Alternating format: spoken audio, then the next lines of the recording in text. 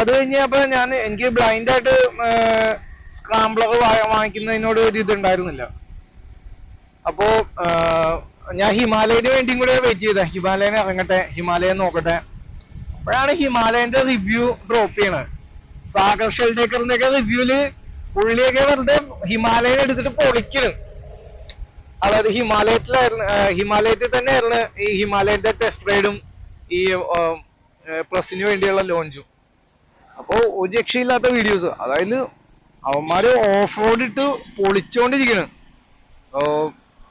എല്ലാ ഓട്ടോ ജേർണലിസ്റ്റും പറയണ ഒറ്റ വാക്കുള്ളൂ, ഹിമാലയൻ അടിപൊളിയാണ്, ഒരു രക്ഷയില്ല, കിടിലൻ ഓഫ് റോഡാണ്, ഷോവയുടെ സസ്പെൻഷൻ ആണ്, അപ്പൊ ഇൻസ്ട്രുമെന്റ് കൺസോള് അടിപൊളി, അത് എല്ലാ സാധനവും കൊടുത്തിട്ടുണ്ട്, വണ്ടിക്ക് വേണ്ട എല്ലാം ഉണ്ട് അത്യാവശ്യം. ഞാനപ്പോ നോക്കി, അപ്പൊ ഞാൻ ഓൾറെഡി കുറച്ച് ഈ റോയൽ എൻഫീൽഡ് ഇച്ചിരി ഫാൻ ബോയ് ആണ്.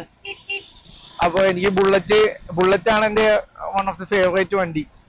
പിന്നെ GT 650 GT എന്റെ ഒരു ഫേവറേറ്റ് വണ്ടിയാണ്. അപ്പൊ എനിക്ക് പൊതുവെ റോയൽ എൻഫീൽഡിനെ ഭയങ്കര ഇഷ്ടമാണ്. അപ്പൊ പിന്നെ ഈ റോയൽ എൻഫീൽഡിന്റെ കുറെ നെഗറ്റീവ്സും എനിക്കറിയാം. ഇതൊക്കെ നമ്മളൊരു വണ്ടി ഇഷ്ടപ്പെടുന്നത്, നമുക്ക് എപ്പോഴും മെഷീൻസിനോടാണ് ഇഷ്ടം. നമ്മൾ നല്ലപോലെ മെയിൻറ്റെയിൻ ചെയ്യുക, കെയർ ചെയ്യുക, വണ്ടി നന്നായിട്ട് നോക്കുക, ഇതൊക്കെ എനിക്കിഷ്ടമാണ്. അതൊക്കെ ഇങ്ങനെ വണ്ടി മെയിൻറ്റെയിൻ ചെയ്യണം. പക്ഷെ ഇങ്ങനെ വള്ളിക്കെട്ട് പിടിച്ച് ചെയ്യുന്നത് ഷോറൂമിൽ പോയി കെയർ ഇറങ്ങി നോക്കണ ഇഷ്ടമൊന്നുമല്ല, സ്വാഭാവികമായിട്ടും ആർക്കും ഇഷ്ടമല്ല.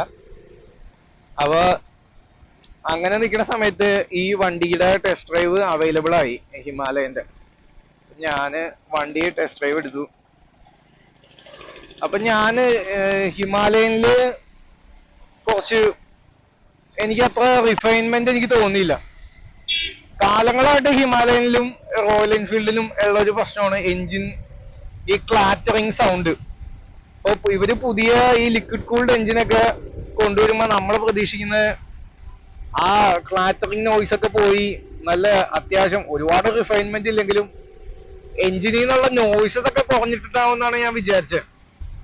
പക്ഷേ അങ്ങനത്തെ എൻജിൻ നോയ്സ് കുറഞ്ഞ പരിപാടികളൊന്നും ഉണ്ടായിരുന്നില്ല. ഞാൻ ഓടിച്ച ടെസ്റ്റ് ഡ്രൈവ് വണ്ടി ആയതുകൊണ്ടാണ് എനിക്ക് ഇപ്പൊ തോന്നണില്ല. ഞാൻ ഓടിച്ച ഒരു പുതിയ വണ്ടി തന്നെയായിരുന്നു ടെസ്റ്റ് ഡ്രൈവ് വണ്ടി. അധികം ആരും അങ്ങനെ ഓടിക്കാത്ത ആദ്യം തന്നെ ഞാൻ ടെസ്റ്റ് ഡ്രൈവ് എടുത്തായിരുന്നു. പക്ഷെ എന്നിട്ടും ആ വണ്ടിക്ക് ഭയങ്കര ക്ലാറ്ററിങ് നോയ്സ്, ഈ ക്യാമിന്റെ ഒക്കെയാന്ന് തോന്നുന്നു, ഷിമ്മ് ലൂസായ പോലെയൊക്കെ തോന്നുന്നുണ്ടായിരുന്നു. ഭയങ്കര ഒരു എൻജിൻ ക്ലാറ്ററിങ് നോയ്സ് ഉണ്ടായിരുന്നു. പിന്നെ നമ്മള് കൈ കൊടുക്കുമ്പോ ഇപ്പൊ ട്രയംഫ് ആണെങ്കിൽ ആ സെക്കൻഡിൽ തന്നെ ലാഗ് ഒന്നും ഇല്ലാതെ വണ്ടി കയറും. ഹിമാലയനിൽ 1 മില്ലി സെക്കൻഡോളം ലാഗ് എടുത്ത് ഞാൻ ഇപ്പൊ ട്രയംഫിൽ കൈ കൊടുക്കുന്നു വണ്ടി കയറുന്നു. ഈ ഒരു ഫീലിംഗ് ഇല്ല. ഒരു റൈഡ് ബൈ ഒരു ഇത്തിരി സ്ലോ ആണ് വണ്ടിക്ക്. എന്നാൽ ഞാൻ KTM 390 അഡ്വഞ്ചർ ഓടിച്ചിട്ടുണ്ട്. പക്ക ഷാർപ്പാണ്. കൈ കൊടുത്തു കഴിഞ്ഞാൽ അപ്പൊ തന്നെ കേൾക്കും. സിമിലർ ടു ട്രയംഫ്, സിമിലർ അല്ല, മേ ബി ഒരു പൊടിക്ക് ട്രയംഫിനേക്കാളും കുറച്ച് ടോട്ടൽ റെസ്പോൺസ് ഒക്കെ സൂപ്പർ ആയിട്ടുള്ളത് KTM 390 ആണെന്നാണ് എനിക്ക് തോന്നിയേക്കണ. എന്റെ വ്യൂസ് ആണ് കേട്ടോ ഇതൊക്കെ. അപ്പൊ എനിക്ക് കുറച്ചും കൂടെ സ്പോർട്ടിയർ ആയിട്ടുള്ള വണ്ടി 390 ആയിട്ടാണ് എനിക്ക് തോന്നിയേക്കണം. അപ്പൊ 390 ഓടിച്ചുള്ള എക്സ്പീരിയൻസ് എനിക്കുണ്ട്, 390 അഡ്വഞ്ചർ.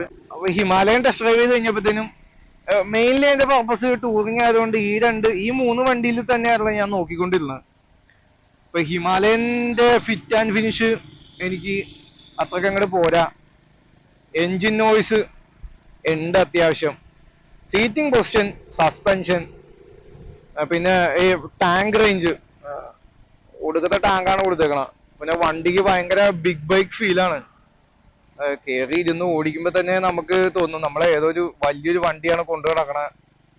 പിന്നെ ഇൻസ്ട്രുമെന്റ് കൺസോള് ഒരു രക്ഷയില്ല, നല്ല ക്രിസ്പ് സാധനമാണ്. അതിലെല്ലാം ഉണ്ട്. അതായത് ആംബിയൻ ടെമ്പറേച്ചർ കാണാം. അത് കഴിഞ്ഞ് നമുക്ക് മാപ്പ് മിറർ ചെയ്യാനുള്ള ഫെസിലിറ്റി ഉണ്ട്. അങ്ങനെ ഓൾമോസ്റ്റ് എല്ലാ സാധനവും ഉണ്ട്. ഇപ്പൊ ഈ ഫിറ്റ് ആൻഡ് ഫിനിഷിൽ ഞാൻ നോട്ട് ചെയ്ത കേബിൾസ് ആൻഡ് വയേഴ്സ് ആണ്.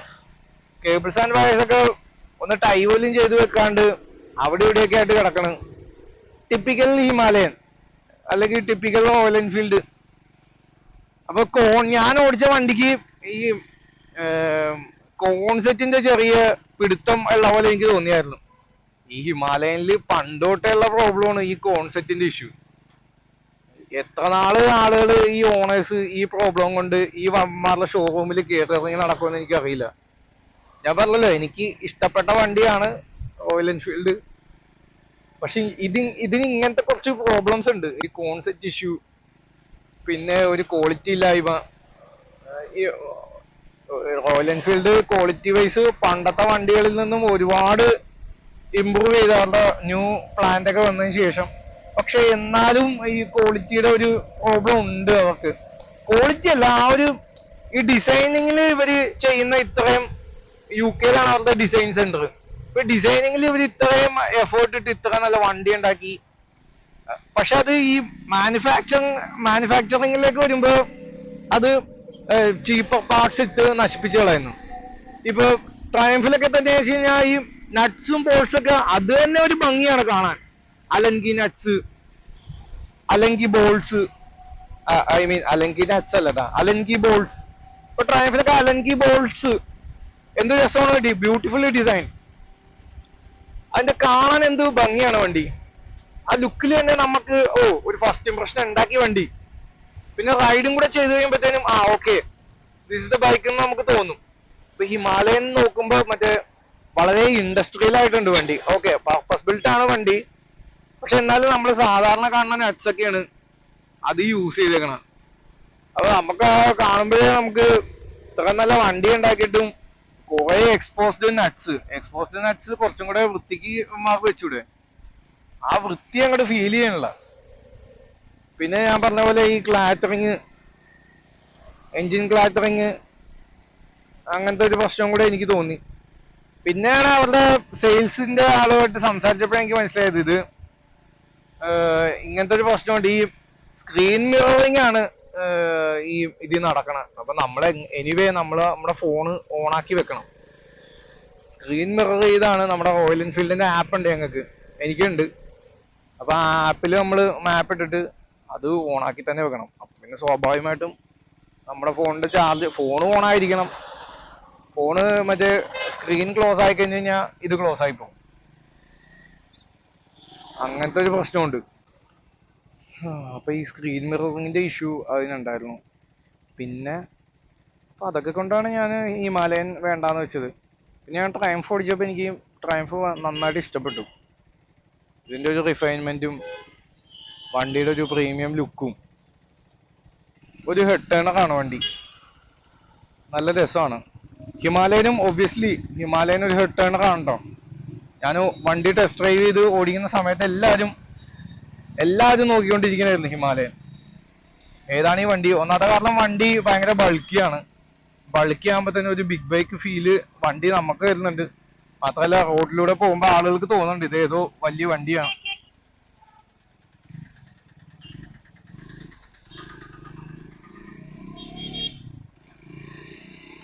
അപ്പൊ ആ ഒരു ഫീലിങ്ങും തരുന്നുണ്ട് വണ്ടി. അപ്പൊ അങ്ങനെ ഞാൻ നോക്കി. പിന്നെ ഞാൻ കൺസിഡർ ചെയ്തതെന്ന് വെച്ച് കഴിഞ്ഞാൽ ട്യൂബ്ലെസ് ടയേഴ്സ് ആണ്. ഹിമാലയനുള്ള ഒരു പോരായ്മ എന്ന് വെച്ചാൽ അത് ഇപ്പോഴും ട്യൂബ്ഡ് ടയേഴ്സ് ആയിട്ടാണ് വന്നത്. ഹിമാലയനിൽ പങ്ക്ചർ കിട്ടിയേക്കുന്ന ആളുകൾ ആരെങ്കിലും ഉണ്ടാ? ബാക്ക് ടയറിന്, ഫ്രണ്ട് അല്ല, ബാക്ക് ടയറിന് പങ്ക്ചർ എന്തെങ്കിലും ഹിമാലയനിൽ കിട്ടിയേക്കുന്ന ആൾക്കാരുണ്ടാ? നമ്മുടെ ഈ പങ്ക്ചർ റിപ്പയർ ഷോപ്സ് പോലും അവന്മാർക്ക് വരെ അഴിക്കാൻ മടിയുള്ള വണ്ടിയാണ്. അഴിച്ചു കൊണ്ട് തന്നു കഴിഞ്ഞാൽ ഫിറ്റ് ചെയ്ത് തരാനേ പറയുള്ളൂ. ഭയങ്കര പാടാണ്. ഇപ്പൊ ഈ ഹിമാലയന്റെ ബാക്ക് ടയർ അഴിച്ച് പങ്ക്ചർ ഫിക്സ് ചെയ്ത് ചടങ്ങാണ് അത്. എന്റെ കൂട്ടുകാർക്ക് ഇട്ടിട്ടുണ്ട്, നമുക്കറിയാം. നമ്മൾ എവിടെയെങ്കിലും യാത്ര പോകുമ്പോ ട്യൂബ്ലെസ് ടയറിന്റെ അഡ്വാൻറ്റേജ് അത് പറഞ്ഞറിയിക്കാൻ പറ്റില്ല. അത് പങ്ക്ചർക്ക് എന്തെങ്കിലും ലൈഫിൽ ഇങ്ങനെ ട്രിപ്പൊക്കെ പോകുമ്പോ പങ്ക്ചർ കിട്ടിയേക്കണ ആൾക്കാർക്ക് മാത്രമേ മനസ്സിലാവൂ. ട്യൂബ് ടയറിൽ പങ്ക്ചർ കിട്ടിയേക്കണ ആൾക്കാർക്ക് മാത്രമേ മനസ്സിലാവൂ ഇത് ഇത്ര മോശം പിടിച്ചൊരു പരിപാടി വേറില്ല. നമ്മുടെ സ്റ്റാൻഡേർഡ് ആയി പോകും. ഇത് അഴിക്കാൻ പാട്, മറിച്ചത് ഇത് അഴിച്ചു കഴിഞ്ഞാൽ തിരിച്ച് റീഫിറ്റ് ചെയ്യാൻ പാട്.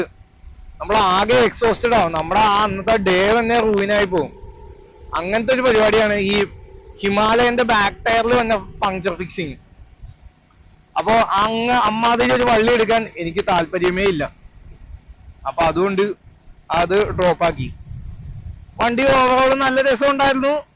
ഈ പറഞ്ഞ കാരണങ്ങൾ കൊണ്ടാണ് ഞാൻ ഫിറ്റ് ആൻഡ് ഫിനിഷും പിന്നെ പങ്ക്ചർ ഈ ട്യൂബ്ഡ് ടയേഴ്സും ആയതുകൊണ്ടാണ് ഞാൻ ഹിമാലയനെ ഒഴിവാക്കിയത്.